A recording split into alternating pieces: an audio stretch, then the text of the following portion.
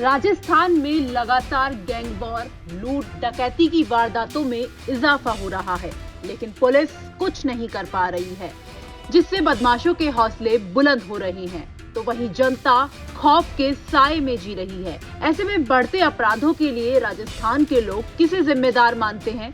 आखिर क्यों बढ़ रहा है राजस्थान में अपराध का ग्राफ? देखिए हमारे रिपोर्टर विशाल शर्मा की ये रिपोर्ट। उत्तर प्रदेश में बाबा योगी के खौफ के बाद ज़्यादातर गैंगस्टर राजस्थान में अपने आप को महफूज समझते हैं और उसके बाद राजस्थान में अपने आप को शरण लेने के बाद गैंगवार की वारदातों को अंजाम देते हैं। लगातार राजस्थान में इस तरह की गैंगवार सामने आई है। जयपुर ही नहीं बल्कि मुख्यमंत्री अशोक गहलोत के गृह जिले में दिन दहाड़े बदमाश एक दूसरे को गोली मारकर खौफ पैदा करते हैं।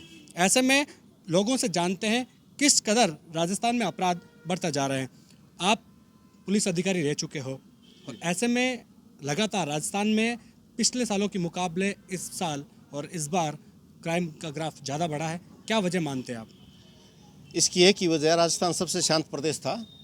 दूसरे नज़दीक जो भी पड़ोसी राज्य है वहाँ के मुखियाओं ने उनके साथ में ज्यादतियाँ शुरू की, कानून को कड़ाई से पालना की, तो उन्होंने अपना शरण स्थली राजस्थान को बना लिया। इससे बड़े दुख की बात क्या होगी कि राजस्थान में जितना क्राइम होता है उसका 18% अकेला राजस्थान में जयपुर में हो रहा है। मुख्यमंत्री को, सरकार को आवश्यकता है कि युवाओं को दिग्भ्रमित नहीं होने दें, युवाओं को सही दिशा में ले जाएं, युवाओं को खाली नहीं छोड़ें और बाहर से जो अपराधी आए हुए हैं इनके सख्त से सख्त इनके खिलाफ कार्रवाई करें, ताकि हमारी जान माल की सुरक्षा हो, हमारी लज्जा भंग होने का भी भय उसको भी बचाए और हमारी पूर्ण रूप से रक्षा की जाए। लगातार जो युवा है वो गैंगस्टर को फॉलो करते हैं और फिर उनके नक्शे कदमों पर चलते हैं।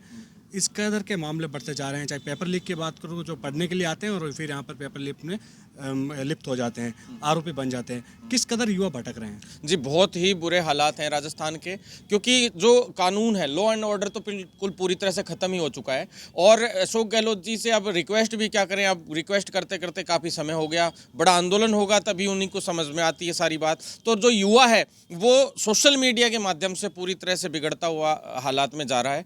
जो गर्त है में जाने का सबसे मेन रीज़न तो सोशल मीडिया है ही है। साथ में जो बेरोजगारी है वो एक बड़ा मुद्दा है। रोजगार नहीं मिलने के कारण युवा जो है हमेशा अपराध की तरफ बढ़ेगा, क्योंकि उसको रोजगार नहीं मिल पा रहा। वो पढ़ाई कर लेते हैं, पीएचडी से ऊपर डिग्रियां ले लेके बैठे हैं, अच्छी अच्छी डिग्रियां लेके बैठे हैं, लेकिन उनको आज प्रशिक्षणार्थी तैयार हो गए, लेकिन बड़े स्तर पे उनको नौकरियां जो है वो उपलब्ध होनी चाहिए। प्राइवेट सेक्टर में नौकरियों का सिस्टम मजबूत होना चाहिए था, लेकिन ऐसा नहीं हुआ। उल्टा हुआ क्या कि राजस्थान में हर चीज़ में भ्रष्टाचार और पेपर लीक के जो घटनाएं वो अधिक बढ़ने लगी। पेपर लीक की घटनाओं को रोकने के लिए भी फास्ट ट्रैक न्यायालय के गठन से लेके रासुका कानून से लेके सभी मांग हमने कर रखी है। फास्ट ट्रैक न्यायालय का गठन होगा तो जो जमानत पे 10 दिन के अंदर बाहर आ जाते हैं पेपर लीक के पश्चात भी, ऐसे लोगों को रोकने के हिसाब से फास्ट ट्रैक न्यायालय में 40 दिन के अंदर अंदर जैसे उस जो भी प्रकरण है संबंधित उसका निस्तारण होना चाहिए। उसमें अपराधी अगर साबित होता है व्यक्ति तो उसके खिलाफ तुरंत प्रभाव से सजा की जो है जज के द्वारा जो भी है डिसीजन होता है, तो उसके बाद वो छूटेगा नहीं, तो ऑटोमेटिक वो अंदर पड़ा रहेगा। तो साथ में संपत्तियां कुर्क और सारे जो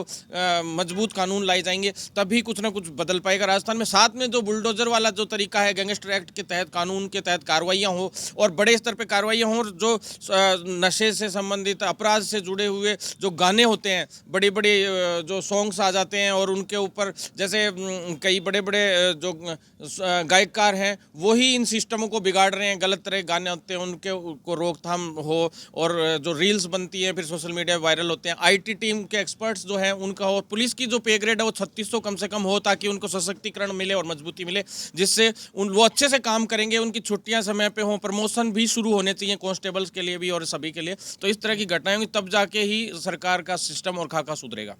सरकार का सिस्टम सुधरेगा, लेकिन राजस्थान में की बात की जाए तो लगातार आंकड़े बढ़ते जा रहे हैं, चाहे महिला अत्याचार के हो, दूसरे क्राइम के हो। अब तो दिन दहाड़े गैंगवार भी होने लगी है। सर, सबसे इम्पॉर्टेंट चीज़ इसमें 2 pronged स्ट्रैटेजी सरकार को मेरे हिसाब से अपनानी चाहिए।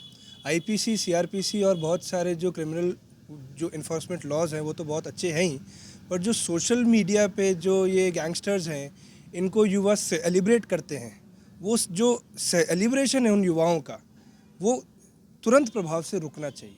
और जो आईटी एक्ट है उसमें अमेंडमेंट्स करके जो आईटी टीम है, साइबर क्राइम सेल है, वो इस चीज़ पे रोकथाम करे कि जो युवा है जो फेसबुक, इंस्टाग्राम और इन सब जो सोशल मीडिया प्लेटफॉर्म्स पे उन गैंगस्टर्स को सेलिब्रेट करते हैं, वो चीज़ बिल्कुल नहीं होनी चाहिए। और आईपीसी सीआरपीसी का इन्फोर्समेंट टाइम बाउंड मैनर में होना चाहिए। चार्जशीट 90 डेज़ के अंदर अंदर पेश होनी ही चाहिए।